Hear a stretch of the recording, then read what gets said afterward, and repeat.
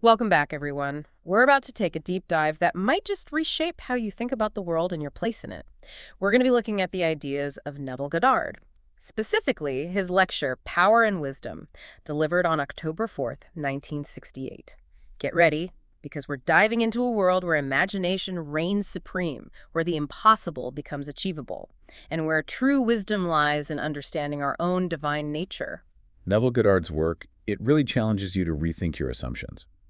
He says that our imagination isn't just for daydreaming. It's a force that can actually shape our reality. And he doesn't just talk about it. He tells stories about putting this power into action.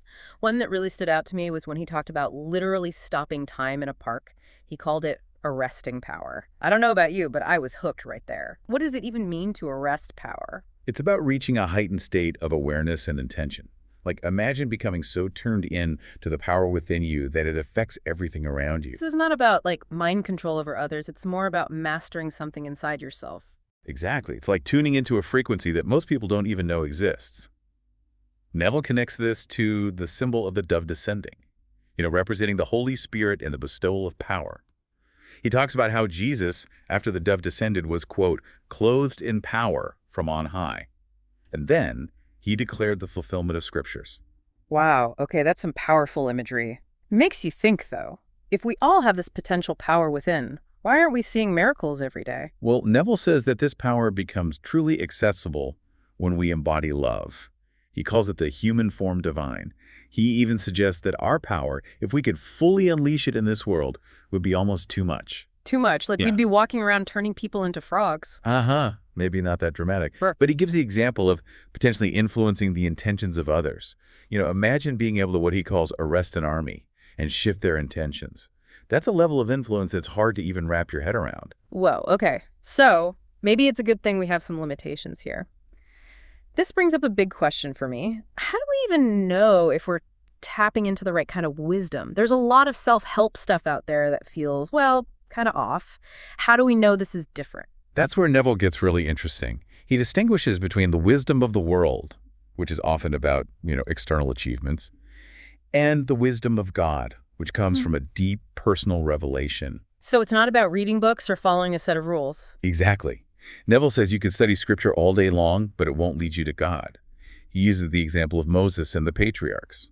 The patriarchs knew God as power, but Moses, he knew God as I am, a much deeper, more personal understanding. It's about moving from seeing God as this external force to recognizing the divine spark within ourselves, but how do we make that shift? Well, Neville tells a story about a friend's vision.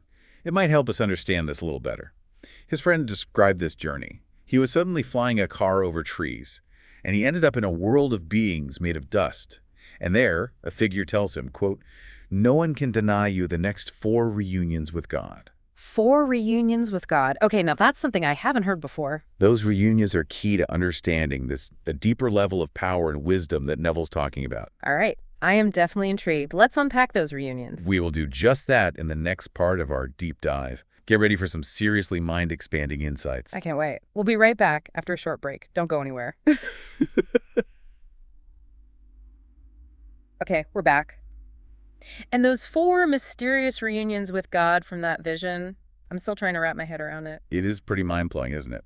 But before we jump into the reunions, let's connect them back to the idea of arresting power. Okay, so how do those dust beings and that message tie into stopping time in a park? Well, Neville sees that vision as like a symbol of where humanity is right now. Those bodies of dust represent our physical bodies.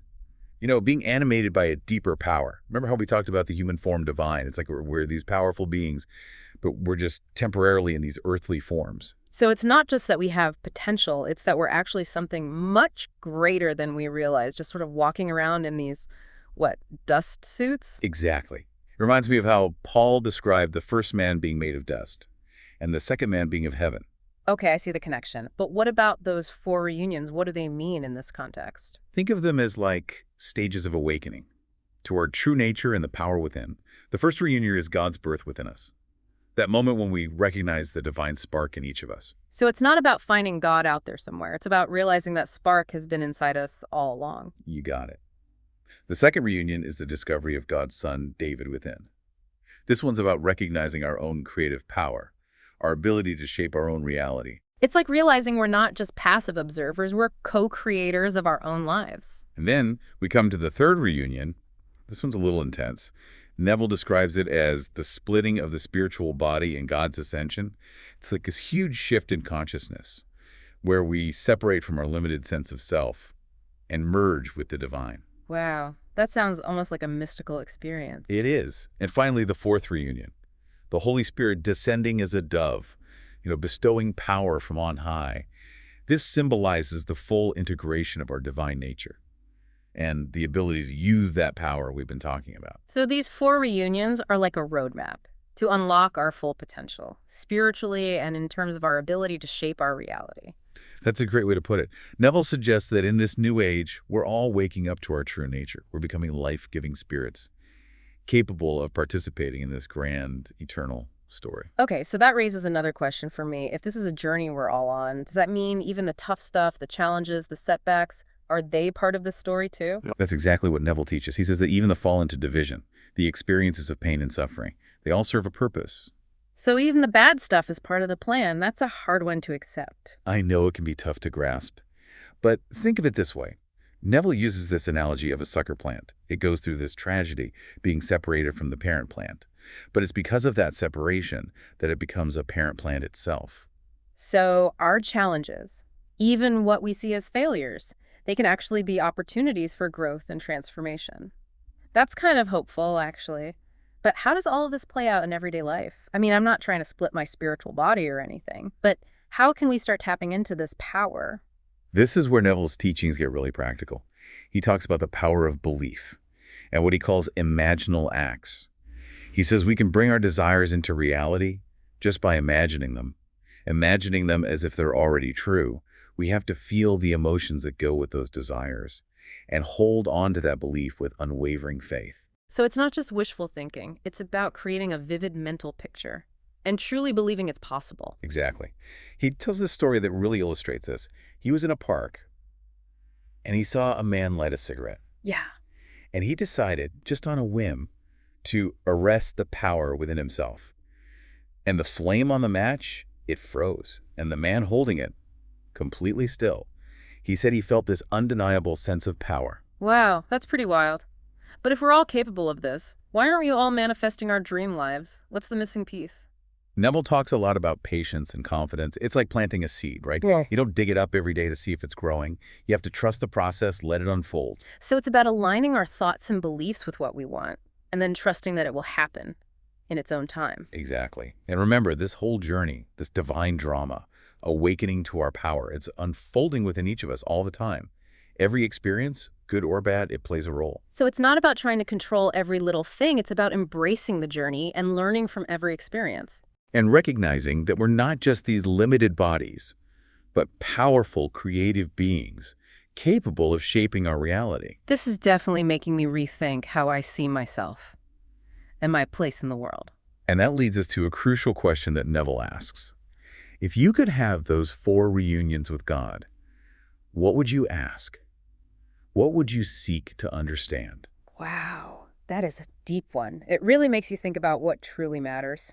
Okay, I think I need a moment to process all of this. But let's move on to the final part of this deep dive and explore how we can start putting all of this into practice. Okay, we've covered some pretty mind-blowing stuff. From stopping time to those 4 reunions with God, my head's still spinning. But let's bring it down to earth for a minute. How can our listeners actually start using these ideas? Well, that's what's great about Neville's work. It's not just theory. He gives you actual tools to put these ideas into practice. He encourages us to start small, with simple acts of imagination. So, like, instead of trying to manifest a winning lottery ticket, we should start smaller. Right. Start with something that you can believe in, something that feels possible, like maybe getting a parking spot right in front of the store or having a really smooth commute. It's about building up that belief muscle, showing yourself that your imagination really can make a difference. So start small, think big. I like that. What about those doubts that we all have? How do we deal with those? Neville really stresses the importance of feeling certain. When you imagine what you want, don't just see it, feel it. Use all your senses. What would it feel like to have that thing you want? What emotions would you feel? Really try to live in that reality. So it's not just visualizing, it's about actually feeling like you already have it. Exactly. And when those doubts come up, Gently bring your focus back to that feeling of having what you want, back to knowing that it's on its way. That makes sense. It's like training your mind to focus on the positive and to trust the process. But what about when things don't go the way we planned? Like, what if we visualize and feel the emotions, but we still hit roadblocks? Neville reminds us that delays and challenges are normal. It's like when you plant a seed. Just Mm. because you don't see the sprout right away doesn't mean it's not growing underground. So be patient. Trust the timing of things. Easier said than done sometimes. It is, and remember, every experience, even the tough ones, can teach us something. They're all part of the journey. This whole conversation has really changed how I see things. It's empowering to think that we have more control than we realize. I think that's the core of Neville's message. It's about realizing our power and becoming co-creators of our own lives. I'm definitely walking away from this deep dive with a lot to think about. And as we wrap up, I want to leave our listeners with that thought-provoking question from Neville. If you could have those 4 reunions with God, what would you ask? What would you want to understand? That's a great question to think about. It makes you think about what's really important and how to live your life in line with that deeper knowing. And remember, discovering yourself in your own power is a journey. It's a lifelong adventure of learning, growing, and expanding your awareness. So keep exploring, keep imagining, and never underestimate the incredible power you have within. Until next time, keep diving deep.